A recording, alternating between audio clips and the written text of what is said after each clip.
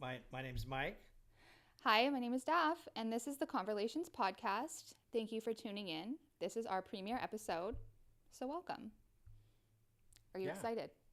yeah, I am a little nervous One too. to, 1 to 10, how excited? 9, Okay, wow, the excitement is bursting. And 1 to 10, how nervous? 2, Oh, okay, maybe that's 3. nice. It levels itself out. My palms are still dry. Okay, I was just gonna say my palms are a little bit sweaty. I feel like I'm doing public speaking, even though we are not in public. Yeah, yeah, I don't like public speaking either. Okay. Well, a little bit about the Conversations podcast. As you can see, we're kind of different, but we are. I would classify us to be like close to best friends. Would you agree? Agreed. Yes, Good, very comfortable with you. good choice. Good choice to agree. So yeah, as I mean, as close friends, we spend time together every day or every week at least. Um, Obviously, again, we're different. So I would say I'm a younger gal. I don't want to say older. Are you insulted by older? No, I'm older. I would never Yeah, I would never use that to classify anybody, but for the I'm sake I'm of I'm proud of my classifying, life. not from the same area, Nope. definitely like definitely a different upbringing. Grew up in different demographics for Yeah, sure. different Different what do you call that? environment, Different values, I would values. say. Yeah, Yeah, different values. yeah. Yeah, We do have different values sometimes. I know. right. Converlations. Not amazing, but it's what I came up with. So we are relations through conversation. Conversations. I like it. Trademark pending. No, I'm just kidding. Okay, so yeah, give us a little self introduction about you, Mike. Um, I grew up pretty much in the 70s. I was born in a town called Pacific Palisades in California, Beautiful. which, and the house I grew up in is burned in the recent fire, gone forever. Kind of a personal, um, personal sadness, I Yeah, guess. tragic. That was tragic. Yeah, yeah. Um, actually, when not long ago, I drove over to my parents' old house and just parked in front of it, ate a sandwich, and yeah, just stared at the house I grew up at in as a kid. Well, I was in a limo too at the time. Oh, okay. I was like waiting for a client, and so she comes out and she's like, "Can I help you?" Or and I'm like, I grew up in this house. And she was like, "Are you kidding me?" I'm like, "Yeah, I'm not trying to impose or anything. I don't invite me in. I'm between, I have some time off right now, killing time. And I just wanted to park in, I haven't been here in years." And she's like, "Yeah, well, we're the renters. We don't own it. We're just renting. So, but wow, that's really cool." Um, anyway, that was it. So parents moved um, when I was around, I think 8 or 10. We moved inland. Big change in lifestyle. Pretty much kind of grew up on I would call it a ranch. So I went from city living in the Palisades to uh, my parents got a motorcycle and a horse, and then later we had chickens and another horse, and yeah, it was country living. After high school, well, actually during high school, my first job was working at a sandwich shop. I, did, I didn't like that job very much at all. A friend of the family once told me, "You will never get rich working for minimum wage," which at the time I was like working minimum wage, and so I, I quit that job. I ended up getting another job at what used to be called Aim for the Best, which was bought out by Target, I understand. Um, liked that job a lot at first. And after college, what were you up to? Getting a strange job teaching English in South Korea, which, yeah, changed my outlook, perspective on life, like wildly lasting. Um, really liked it. But while I was working in Korea, I met another teacher who was working in Japan, and he told me that they pay way better in Japan. Japan is cooler than Korea. Um, it's just he talked me into Japan. It was better. So came home for a bit, enjoyed some free time off, and then went back to Japan. Got a job in Japan teaching English, doing the same thing. But yeah, Japan just blew me away. The culture is very everybody thinks, oh, there's not much difference between Korea and Japan, but you know, that's just ignorance. Korea and Japan are like night and day. The languages are totally different, culture's totally different, economies are totally different. Anyway, I really like Japan. I'd have to say better, but I'm glad I worked in Korea too. Anyway, so I originally signed up for a 1 year contract with an airline company, Japan Airlines. Are you familiar with Japan Airlines? No. They're like the major Asian airline in Asia. I taught it was super easy job. I basically coached pronunciation. So I didn't even really teach grammar because the employees already studied English in college. I mostly coached the pilots on their pronunciation of English so that they could better communicate with towers when they flew internationally. And the stewardesses who worked on the international flights who had to speak with English-speaking passengers. So it was really just conversation coaching. But they paid really well, and I did that for 2 years. And then through a friend of a friend, in Japan, everything is networking. They don't really care about your resume. They only hire people who referred to them by someone they trust or know. Oh, referral only. I mean, they ask to see your resume. They want to know, you know, your details, but that's like 10% of it. 90% is who referred you. Okay. And the impression you make when you meet them. In Japan, all job interviews are usually 2 to 3 interviews. So if they don't like you, you get 1 interview. If you're asked to come back for a second interview, that means they really like you. You're probably getting the job. And then once they've decided that you are getting the job, you go to a 3rd interview where they make their offer and you agree. And you sign on, and yeah, that's how it works in Japan. Sorry, I forgot to explain. I initially signed up for 1 year. Oh, right. Teaching after the airline job, teaching middle school and high school students their first introduction to English. And that's where I did teach more grammar, vocabulary, but mostly, you know, my niche was I was a native speaker, and I was the first American that native speaking English person that they ever, you know, had direct contact with as a teacher. So yeah, I focused on pronunciation. As you probably know, when you meet most Asians who travel or visit California, they're hard to understand. For sure. So after teaching pronunciation, you were only offered or initially signed on for 1 year. Right, but it ended up becoming 9 years. 9 years later, yeah, I was still teaching. And so Japan is they do everything on tenure. So it doesn't matter how good or bad of an employee you are, if after you've served for them for a year, they consider you, if they still like you, they will renew your contract. You automatically get more benefits and higher pay. And it's not performance based. It's that you've been with them for a year. So the older a man gets in Japan, the more money he makes. Like, it's like just the way it works there. We'll definitely get more into the Japan details and travels and experience teaching there and all of that more. I could go forever. What happened after Japan? After living there 9 years, I figured I needed to come home and you know, start my life back again in America, stateside. So I got into banking. Okay. And actually, I had been a bank teller while I was in college. So when I got back from Japan, I just went with what I knew, and I became a loan officer for a major big bank. Well, World Savings, it doesn't exist anymore.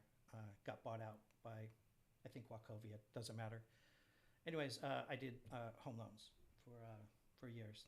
Made a lot of good money.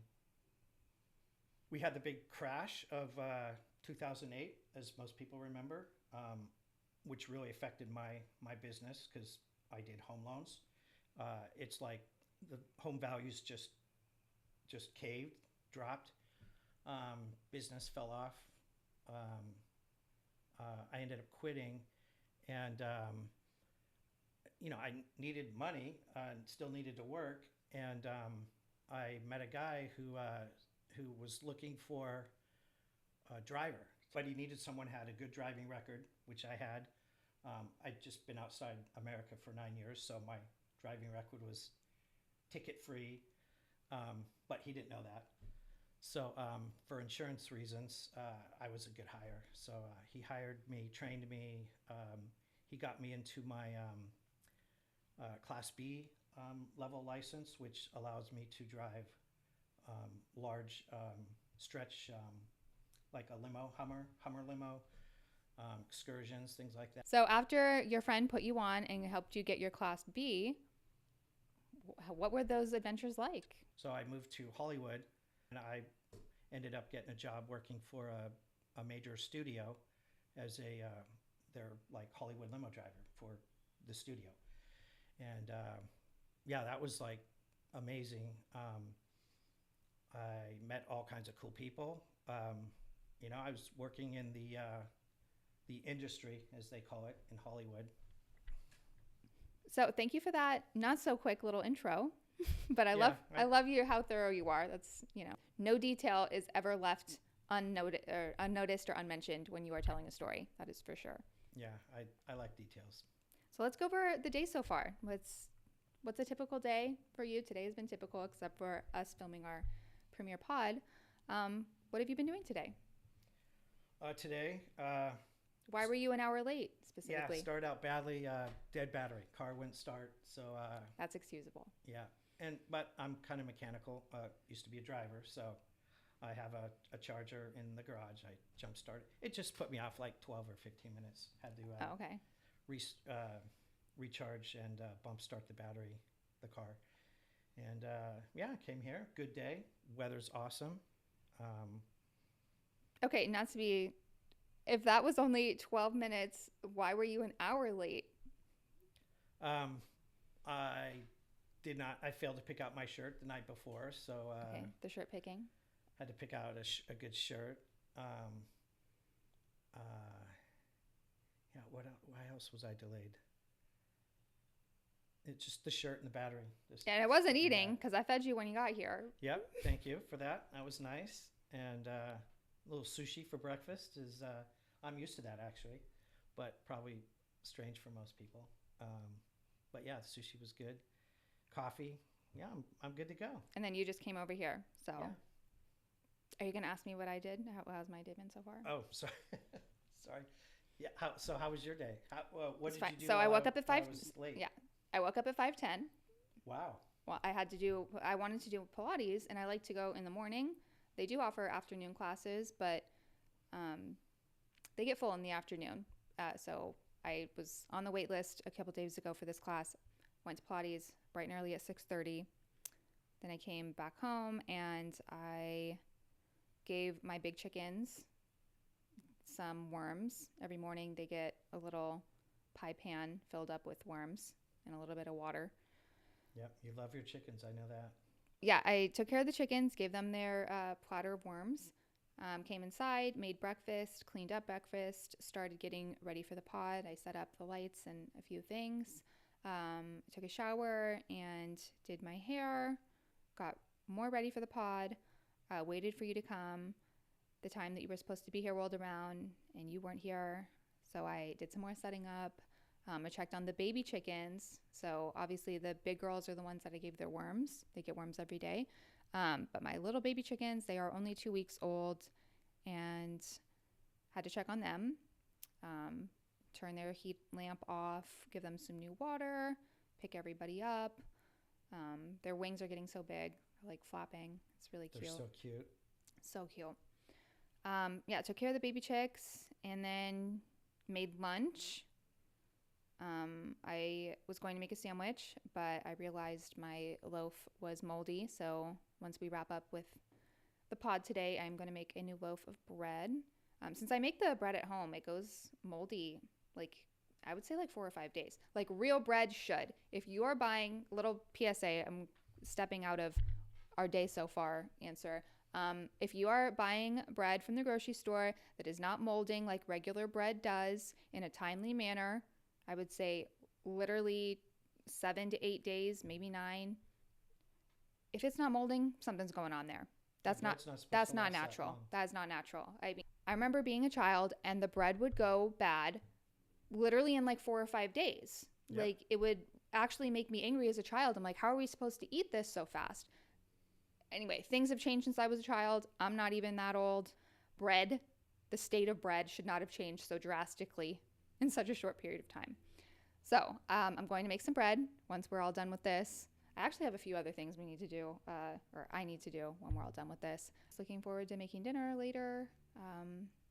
I actually have been away from home for the past 3-ish days because I had a dog sitting. That's what I do full time. I'm a dog sitter. So yeah, I was away from home. So I just have some tidying and other things that I wasn't here to do in those few days. Our next question here, what are you hoping to get out of this podcasting experience? To help disillusion more people from mainstream media, be more of a free thinker, make better decisions, and hopefully live a happier life. Oh, and encourage people to travel.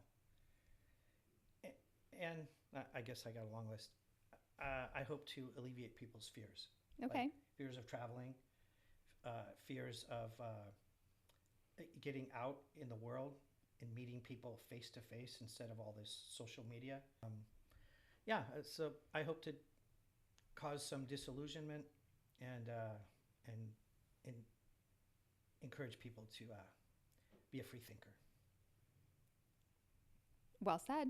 Love that. Free thinking is important. What do I hope to get out of this podcasting experience? I'm just trying to fill the time because ever since I met Mike, everybody who we mutually know has told me that you deserve, I guess they would say reality show because that's like what's been popular in the last decade, but that's totally like branching out. I think the most popular reality show was like Keeping Up with the Kardashians. And to be honest, like, I don't think anybody's keeping up anymore. Like they kind of fell off. I feel like people used the term reality show to say what you deserved just because that was popular. Mm-hmm. But I think we're really moving into an era where everybody and their dog has a podcast. I've literally heard somebody say that, everybody and your dog. Yeah, I think that's replacing the concept of a reality show. Because I don't know if people just don't have the attention anymore. I think this is going to be your version of it. You are super hilarious. The lifetime stories that you've told me are sometimes hard to understand or hard to believe. And they're all true. Right. Like the stories are outrageous. So the ones that can be shared, because some of them are a little illegal. A little wild. The date over story. Oh, that's over the top. I don't know if we'll share all of them. But yeah, I feel like you deserve a platform. And oh my gosh, let me go ahead and say this. I think it's actually comical that we're going all through this and you're literally going to have a personal podcast. You have zero social media. You have never made an Instagram post in your life. Nope. You do not like go to a life-changing event or something super exciting and fun and think, oh, let me take a pic. I don't have to snap a photo of every moment, even when I'm having great moments. If something insane was happening, I'm not counting on you to get a photo. Yeah, no. That's for sure. I think it's more important to enjoy it as it comes. I think my generation or people my age, I remember growing up because like everybody was getting a phone when they were like 12, 13, 14-ish, just for communication purposes, but they all came with the camera and it was like, oh, if you didn't take a picture, like did it even really happen? Like I couldn't imagine going to a concert and not taking a picture. So segueing into question number 4, what was the most exciting time of your life so far? Wow. I can't just say one. Can I say 2? I'll allow it.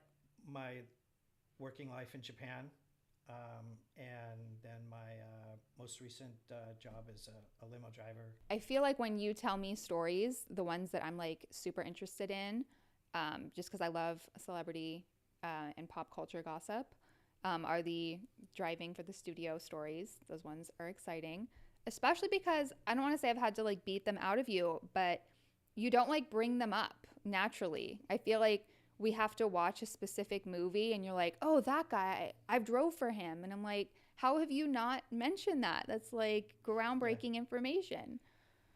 Well, that's funny you mentioned that. Part of the reason I got the job as Hollywood limo driver and was referred to the studio was my boss. He straight up asked me, pretty much mentioned what you just said now. He said, you don't seem to be, you don't have an average interest in celebrities like most other people. Do you know what a stan is? Have you ever heard that term? A stan? Yeah, like the name STAN, but it doesn't mean like a specific guy named Stan. Have you ever heard like that term? Not in that context. No. Somebody's like, oh, I'm a stan Never for heard- a specific like celebrity. Like that's how you would use it. You'd be like, oh, I'm a stan for Miley Cyrus. No. If you're a big Miley Cyrus fan like you are. Stan? Yeah. Is it related to Like, fan? oh, Miley Cyrus, I stan her. Yeah, I haven't heard You that. haven't heard that one? Yeah. Okay, so I don't know the exact terminology. I think there was a specific fan of Eminem, the rapper, that white guy. Mm-hmm. I think there was a specific fan who was like hella obsessed with him, and I think Eminem wrote a song about him, maybe named Stan. I think that's where it stemmed from. But it's become a term that encapsulates like a specific kind of person. So like people that are obsessed with Taylor Swift or whatever, like you would say, oh, she's a stan, like they stan her or whatever. So like a So super strong fan. Yes. The reason I ask you is because you are obviously like not a stan of anybody, which is why you were allowed to be a driver and why people like trusted you. And my boss, trusted me a lot. With that being said, I love that driving for the studio was a favorite part of your life because I think, like I said, those stories are hard to believe for me, super funny and hilarious. But I would also like to tell some of those stories on the pod later. Confessions of a limo driver from Hollywood. Ooh. Namely, I would say Oh, yeah? I know who you're hopefully I talking about. can blur that out or give a beep. Hopefully I Okay. figure out how to beep. Yeah. Drove him. Can't get over it multiple times. Pretty crazy. It was. Are you asking how many times I drove him? Let's not give any details. So Well, it was just one run. you did not say that. When I asked you, but you said it was multiple different times. You said you met up like 4 times over the course of a month. Maybe it was 2 or 3. The fact that you don't even remember it is insane. You've literally told me, you were like, oh, it was like a month and we met up once a week for an hour. Yeah, that's pretty much true. Couldn't imagine being around such an iconic actor. He's a normal guy. I'm sure he is. He gives normal. He's also extraordinary for an actor. I'm sure he is. He totally gives normal. He also, similarly to you, like does not do social media at all.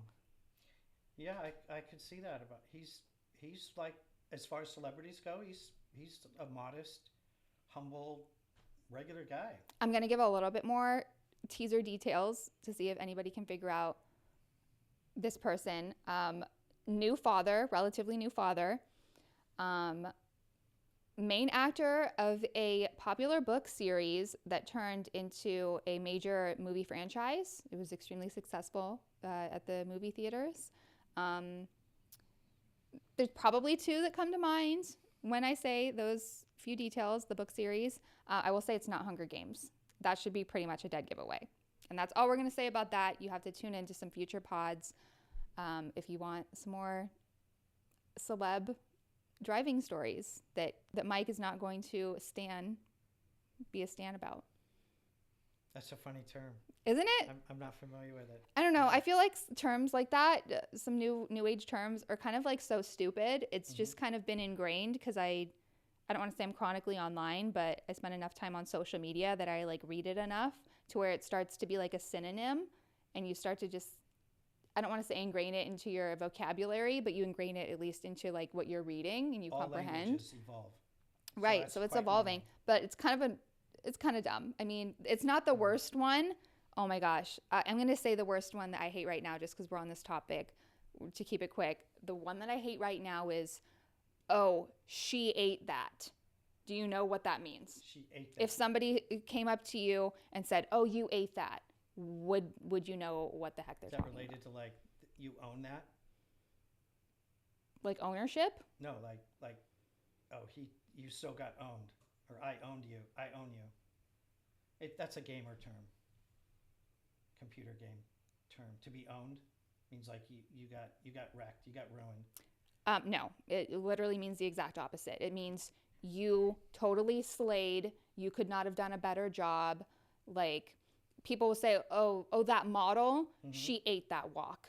She ate that. That's new. Like, "Oh, that outfit, she ate." Anything that contributes to more effective communication and understanding is good language. Oh my God, do you think you're in? I'm like in disbelief. You're accepting of the "she ate" term. Well, I'm accepting that other people have accepted it. Oh my God, I guess. I mean, I don't like it. I haven't heard it. I guess I am old or maybe old fashioned and say that I can't stand when I hear people say that. And it's so popularized. Like I hear it probably 2 or 3 times a day, just scrolling on TikTok or being on social media. It's super popularized. Everybody knows what it means, I guess, everybody my age. But I freaking hate hearing people say that. It actually annoys me. It's annoying. Yeah, I get that. Because it's not more effective. You could just say, oh my gosh, she looks amazing. Or I mean, I guess slayed, the term slay. Like, Yep. So I guess that's kind of similar. In its modern but context. right. It's exactly similar to ate, but I just don't think it's stupid. As stupid as she ate. I hate she ate that. I freaking hate hearing that. Hopefully it dies down. Let's hope. When I was young, everyone used the word rad, which was short for radical. Yeah, that one died out. Was ultra cool. It died out. Nobody says that anymore. It's like my parents' generation. Their word was groovy. I mean, who uses groovy anymore? If you do use groovy, it's random to hear that term used. You're a hippie, and no one will be your friend. Or when somebody uses it, it's almost like a bookmark because you like remember so clearly. You're like, remember when that guy said groovy? Yeah, like, yep. That was weird. Yeah, no one does that anymore. No one says rad anymore. Maybe it'll cycle back in. I can't wait for she ate that to cycle its way out because, oh my God, how annoying. It'll fade. It might just be me. I see everybody using it, so Just it like might just be me. Yeah, that's right. Okay, so we gave a little teaser. We're going to segue on to number 6. Let's give a little feel-good news. Did you hear the story about Francine, the Lowe's kitty from Richmond, Virginia? No. Is this going around on the internet? It is. Yeah, it was big. I'm a little bit late. I thought we were going to film this like a week or 2 ago, so I don't want to say it's late news, but I still think it was so heartwarming. Like I shed tears over this when she was missing and when she was found. Spoiler, she was found. So yeah, the story. This kitty, her name is Francine, lives at the Richmond, Virginia Lowe's. Like she's a known regular there. She's lived there for 10 years. One of the employees is like her main caregiver.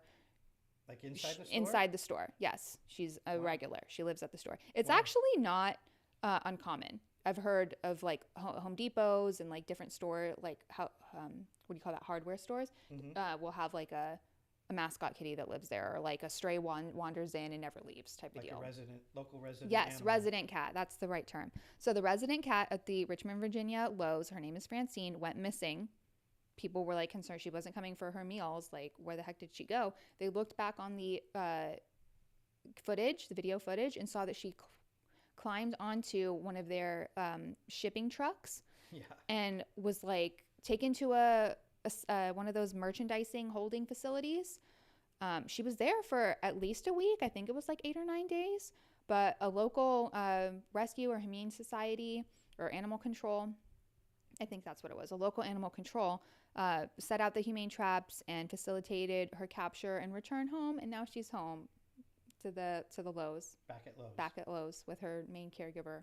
I'm a frequent shopper at Lowe's, so I don't want to Me too. give any Lowe's slander here, but I do have to say Lowe's was not allowing local rescues and people that were concerned for Francine who wanted to act immediately on day 1, 2, 3, or 4, whenever it was figured out that she was at that facility. The people that wanted to act were told no by Lowe's, that they were not allowed in the facility, as if it was like, secretive. It's like, this is life or death. I mean, thank Christ she was okay. Mm-hmm. But I mean, I don't know what that's about, Lowe's. I mean, I don't know if we ever got an exact answer. They made a social media post about it. Yeah. Didn't highlight the fact. I mean, because I watched this in real time. I remember seeing the video pop up like the day that she went, or the day that it was decided that she was missing. Cooperate? Lowe's didn't want to cooperate or something like that. It's insane. Eventually, I guess they had to, because, like you said, the rescue was able to capture her, and eventually she was okay. It was an okay story. But yeah, a little bit of hate on Lowe's there. That's not cool. But let's not turn a feel-good story into hate. So. Yeah. All right. So what are you currently looking forward to, just to round out today's episode? We're coming up on the end here. Other than this new pod we're doing together. Thank you for including that. This is exciting for me. Like you mentioned earlier, I've never done anything like this before, having to do with social media. Yeah, no Instagram, so don't try to look him up. He's not there. No, I don't have Facebook. I don't have any of it. And what's more, I never did. I never had to cancel it. I just never signed up in the first place. Anyway, yeah, I'm looking forward to focusing on this and watching your new chickies grow and going back to Thailand again. Hopefully end of this year, January next year. Is that all you have to say about Thailand? What are you looking forward to in Thailand? Is there anything specific? My first trip to Thailand blew my mind. It's totally different than Japan or Korea. I noticed on the plane flying back, which you picked me up from, by the way, thank you for that. That was a great way to end that trip. On the plane, which is like 12 hours long, I realized, I pinpointed what I liked or what surprised me most about Thailand. The entire country is like 99.9% poor. And when I say poor, like poverty. Everybody's poor in Japan. In Thailand. There's a tiny elite that have all the money, and they're rich, and they spread it around. But the vast majority of everyone is poor, utterly poor, by our standards, depressingly poor. Yet, I've never seen more happy. So many happy. They're all happy.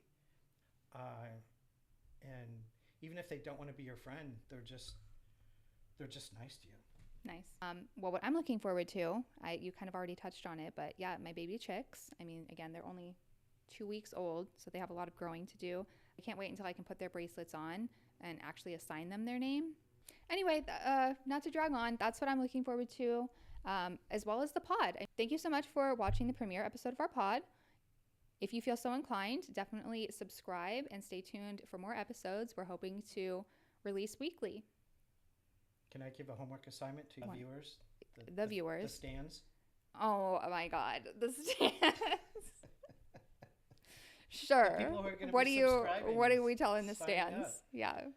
I want to tell them when they see this, what do you call it? A podcast, a show, an episode? It's the pod, yes. When you see today's pod, I want to ask that you, 1 hour before you go to bed, turn your cell phone off and put it in your kitchen or in another room from where you sleep, and do that 1 hour before you go to bed. Not 1 hour before you prepare to go to bed or actually fall asleep, but 1 hour before you get into your bed. Shut your phone off. Put it in the kitchen. And then tell us what you experienced. Or tell you. Do these people not have to set alarms to wake up in the morning?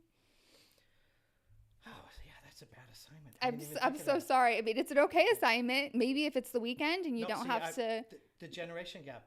My alarm clock is separate from. If you can, do Yeah. so. If it's Yeah. a weekend, obviously you totally can. But I see what you're getting at. So You see what I'm getting I see at? what you're getting at. Yeah. If you can, do so. And were you going to say, let us know how it goes? And comment, or tell us what you felt or learned or experienced. All right. And on that note, again, thank you for watching our premiere episode. More to come. And we'll see you later. Adios. Are you going to sign off? Say bye? Bye.